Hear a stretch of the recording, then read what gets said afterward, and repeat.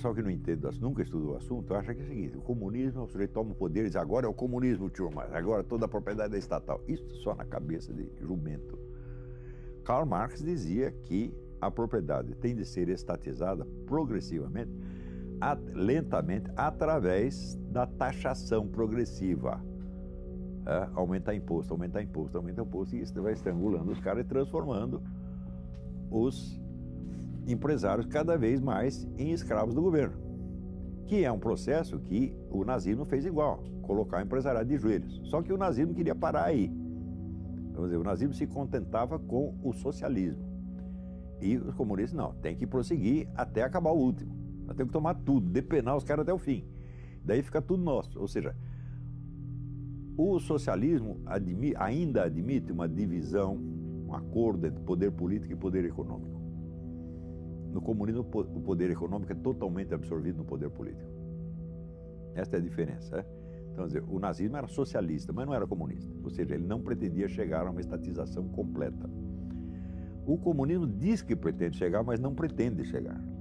A estatização completa é uma cenoura de burro. Ela é impossível. O von Mises já demonstrou isso aí em 1920, no livro Socialismo, Análise Econômico-Sociológica. O raciocínio dele é muito simples. Se não existe mercado, as coisas não têm preço. Se não tem preço, não tem cálculo de preço. Se não tem cálculo de preço, não tem planejamento econômico, portanto, não tem socialismo nenhum. Então, o socialismo só é possível se você conservar uma área residual de capitalismo bem grande, como na própria União Soviética se conservou. Hoje sabe-se que 50% da economia soviética, ainda sob o próprio Stalin, era economia privada, clandestina, mas que o governo tolerava. Tanto é que quando caiu o regime, tinha lá vários bilionários. Pois é, de onde surgiram os bilionários? Então, eles já estavam todos lá, ganhando muito dinheiro. Então, assim, não existe conflito entre capitalismo e socialismo, não existe nenhum. Capitalismo, sabe o que quer dizer capitalismo? Quer dizer economia. Só existe economia. Existe economia feudal, existe economia capitalista e existe economia fascista ou socialista, que é o meio a meio. É só isso que existe. Comunismo não existe e não vai existir jamais. Ele não pode existir. Não só porque é materialmente impossível, mas porque se a Revolução Comunista alcança os seus objetivos, alcança o seu poder total e diz, agora estamos na plenitude do comunismo, então eles não têm mais esse futuro em nome do qual eles podem exercer a sua autoridade no presente. Eles não representam mais o futuro, eles representam apenas o governo presente, então eles viraram telhado de vidro.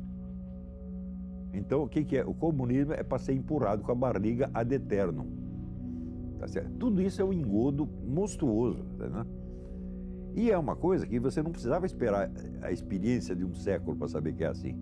No próprio conceito do comunismo, o conceito abstrato do comunismo, tal como Karl Marx o define, você já vê essa contradição ali desde o início.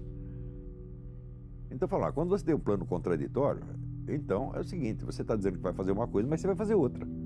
Você não vai fazer o que você está dizendo, você vai fazer um outro negócio. É impossível. É impossível. Se você promete impossível, você vai fazer algum possível. E provavelmente vai ser uma bela porcaria.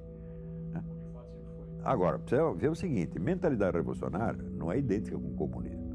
Ela é muito anterior ao comunismo, né? E ela transcende o movimento comunista de uma maneira extraordinária. Isso é um ponto assim que você não perguntou, mas eu vou responder. Que é o seguinte, o que é a revolução? Uma revolução é uma proposta de uma reestruturação total da sociedade por meio da concentração de poder. Se falta um desses dois elementos, a reestruturação total da sociedade ou a concentração de poder, não é uma revolução, é um outro processo qualquer. Ora, vamos dizer, a tentação revolucionária, quer dizer, a tentação de remodelar a sociedade por meio da concentração do poder, não é exclusiva dos comunistas. Existe um forte elemento disso dentro do próprio capitalismo. Quer dizer, cada mega capitalista é um revolucionário nesse sentido. E usando meios que normalmente não são considerados políticos, por exemplo, a tecnologia. Você vê, esta semana está uma discussão, até o Stephen Hawking falou alguma coisa a respeito, que essas grandes empresas de informática estão querendo criar robôs que sejam mais capazes do que os seres humanos e mais fortes fisicamente do que os seres humanos. Então daí surge o negócio mitológico, os robôs dominam os seres humanos. Isto é um topos, é um lugar comum que apareceu até na revista Mickey, né? Mickey, Pato Donald falar disso. Mas é claro que quem vai dominar os seres humanos não são os robôs, são as empresas que os fizeram. São outros seres humanos, tá certo? Dominando através dos robôs. Vai ser tudo culpa dos robôs, evidentemente, né? Então, o que é isso? É uma concentração de poder, tá certo? Para remodelar a sociedade totalmente. Agora, o pessoal pensa que o movimento comunista se define por uma ideologia, né? Eu digo que vocês estão loucos. Nasceram ontem, não estudaram nada, absolutamente nada. O movimento comunista já trocou de ideologia 1 bilhão de vezes, né? Se você ver, Karl Marx começa dizendo que o movimento socialista é a expressão do interesse objetivo do proletariado. Passados 100 e poucos anos, o teórico novo do movimento comunista, Ernesto Laclau, diz o seguinte: a propaganda do partido cria a classe social que ele em seguida vai representar. Eu digo, ué, é teoria inversa, mas ela continua com o mesmo nome, continua sendo o marxismo. Isto é próprio do pensamento dialético, converter-se no seu contrário quantas vezes for necessário. Então, quando você estuda a história, você vê que o comunismo não é uma ideologia de maneira alguma. O comunismo é uma cultura, né? E os laços que prendem o sujeito a uma cultura não são laços intelectuais de uma doutrina a que ele adere, né? São laços de familiaridade, de lealdade pessoal, laços simbólicos, afeições, gestos rituais, emocionais, etc, etc. É por isso que você não pode convencer um comunista. É a mesma coisa, eu vou pegar um índio do Xingu e convencer ele a ser, sei lá, um aborígene australiano. Você não vai conseguir, né? Eu vou pegar o japonês e convencer ele que ele é um italiano. Não dá para fazer isso, né? Quer dizer, você mudar de cultura é tão difícil quanto você mudar de planeta, tá entendendo? Então é uma metanoia, um processo muito profundo. Eu vivi isso, pô. Agora, eu tive a vantagem seguinte: eu não fui criado no meio comunista. Eu não sou, quando eles chamam aqui, eles chamam de red diaper, né? A fralda vermelha. O nego já foi criado no meio comunista. Eu tinha amigos que eram assim, amigos que eram de famílias comunistas tradicionais, né? Mas eu não era, né? Eu vinha de uma família católica e entrei no meio comunista já um pouco tarde. Então, a adesão não foi tão profunda assim. Mas mesmo assim, eu vejo que o comprometimento da minha alma e da minha psique nisso foi sério. Eu levei 20 anos para me livrar disso. Basicamente, a coisa é essa: a União Soviética foi um órgão do movimento comunista e não o movimento comunista. Por que os caras estudavam assim? É muito simples. Quem estudava isso? Os sovietólogos eram funcionários do governo americano. Eles não eram funcionários de um partido, né? De um movimento internacional, como os comunistas.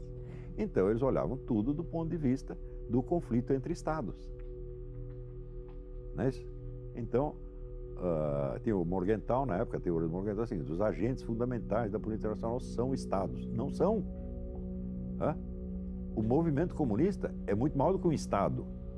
O estado está contido? Está contido dentro do movimento, evidentemente. Olha, eu recomendo para você uma peça de teatro. Chama-se Processo e Morte de Stalin, escrito pelo grande romancista italiano Eugenio Corti. Então é o seguinte: os amigos, os colaboradores mais próximos de Stalin, os veteranos do partido, vão um dia até a casa de campo do Stalin com a decisão de matá-lo. Não aguentamos mais esse cara, ele está matando todos os nossos amigos, vamos dar um jeito nele. E eles chegam lá, eles prendem os guarda-costas do Stalin, encostam o Stalin na parede: agora nós vamos acabar com você. O Stalin diz: companheiro da doença, você pode matar, mas primeiro vocês vão deixar eu me explicar, vocês vão me interrogar, eu vou responder, fazer um processo. Eles topam. E no curso do processo, o Stalin demonstra por A mais B que tudo o que ele fez de maligno estava rigorosamente de acordo com o marxismo-leninismo. E eles dizem: você tem razão, mas nós vamos matar você assim mesmo. Peça maravilhosa.